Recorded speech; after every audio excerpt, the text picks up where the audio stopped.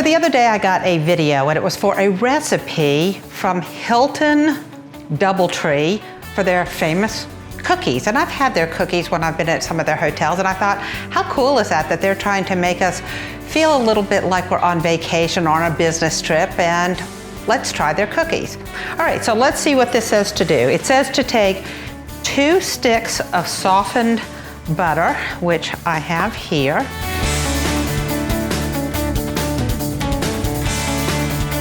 And then I need to put with that sugar and brown sugar, and I need 3/4 of a cup and 1 tablespoon of granulated sugar, which is just white sugar. So I'm gonna do 3/4 of a cup.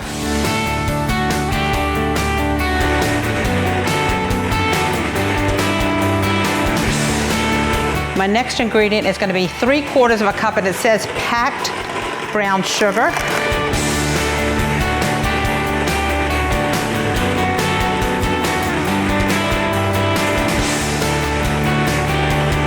It says to do this for 2 minutes on medium, and so I'm going to start my timer.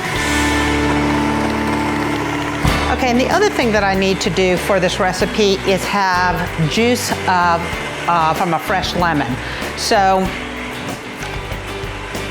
I'm gonna get my cutting board and cut my lemon and leave this here. I'm gonna use it later. Oh, that's not looking great, so I'll cut that off. And I do have a juicer.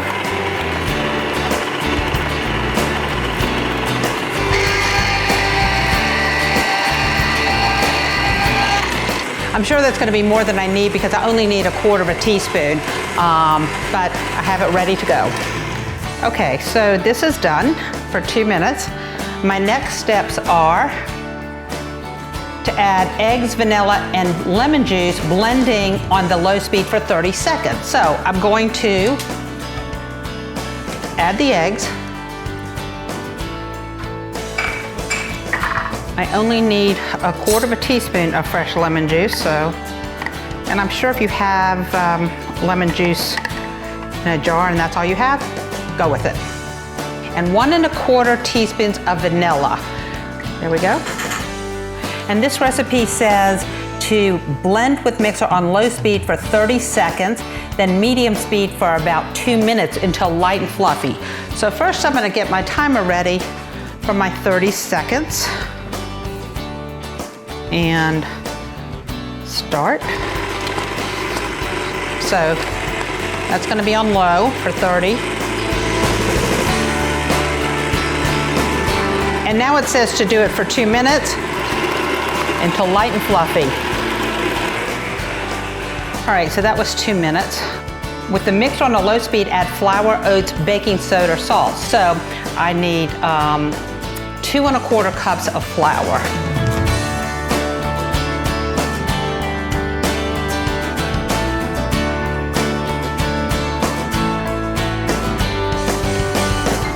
What I'm gonna do is put my towel over the top of this so it doesn't go all over.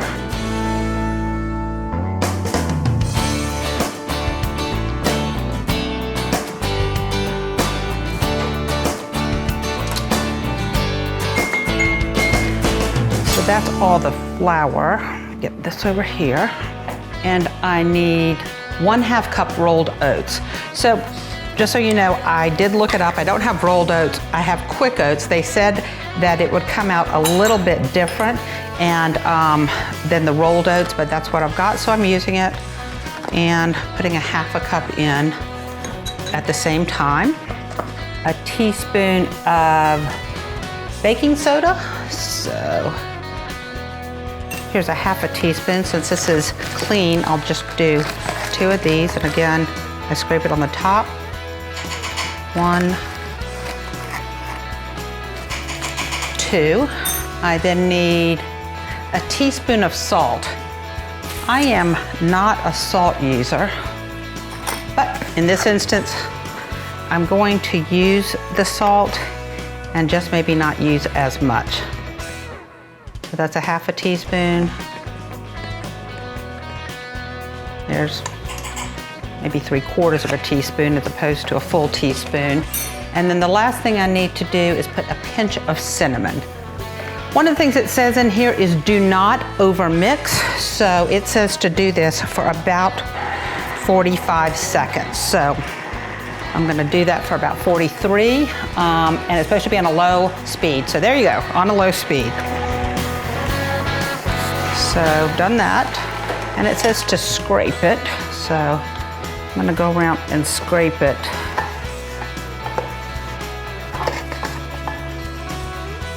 All right, my next step is it says to remove the bowl from the mixer and stir in the chocolate chips and walnuts. What that means is I'm supposed to do this by hand. So I'm going to add the walnuts and the chocolate chips.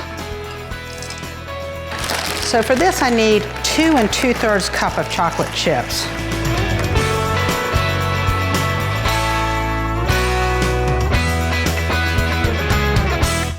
Now I'm supposed to do this by hand. We'll see how this goes, guys. Wow, okay, it's pretty easy. It's soft, it's fluffy, and possibly I might suggest using a spoon when you do this, like a wooden spoon, but this is very easy to do. Wow, this looks great.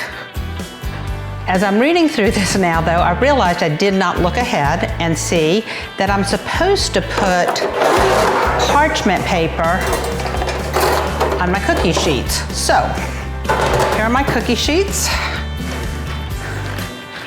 And here's parchment paper. And it's also saying that you can freeze the unbaked cookies and there's no need to thaw, so that's pretty cool. You can make this in advance, and if you're gonna have friends or family over, you can place the frozen cookies on parchment paper and bake them afterwards. So, maybe I'll try that with some of this. We'll see. All right, so here's parchment paper, and it says to portion 3 tablespoons onto a sheet.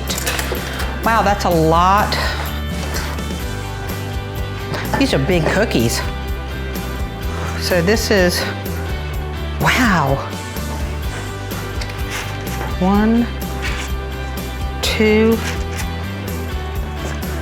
3. I always wondered how they got their cookies so big now that I'm thinking about it. And then you just,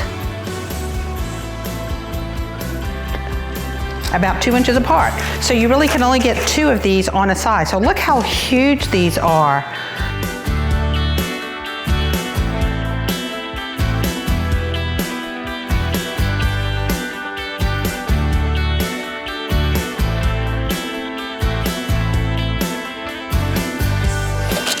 Okay.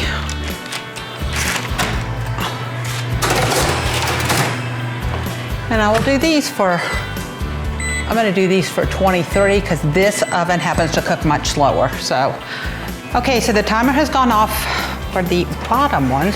Oh, and they look perfect. Wow, look at that. Yum. All right, I'm gonna put them right here, and they have to sit here now for an hour. Wow, look at those. They look great. Because I know that my ovens do not cook evenly, I'm going to take these out. You can kind of see how the back ones are cooking a little bit more than the front ones, and put them in this oven. And actually, I'm gonna turn it and see if I can get those to cook evenly. And timer just went off. And I'll look and see. And I think they look perfect for what we like. We like them soft. It says brown around the edges, and so I see that, so I'm gonna say they're done. These cookies are supposed to sit for 1 hour. Okay, good thing I've never made these when my children were around because you eat right off the pan. We're going to set the timer, and in an hour, I'll let you know how they are.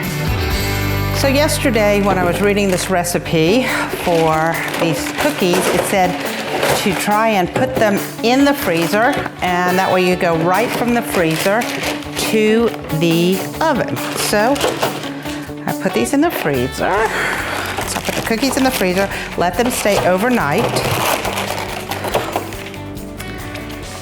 And it says just put them right in the oven. So oven's preheating to 300 degrees. I'm gonna put them in. We'll see how it goes.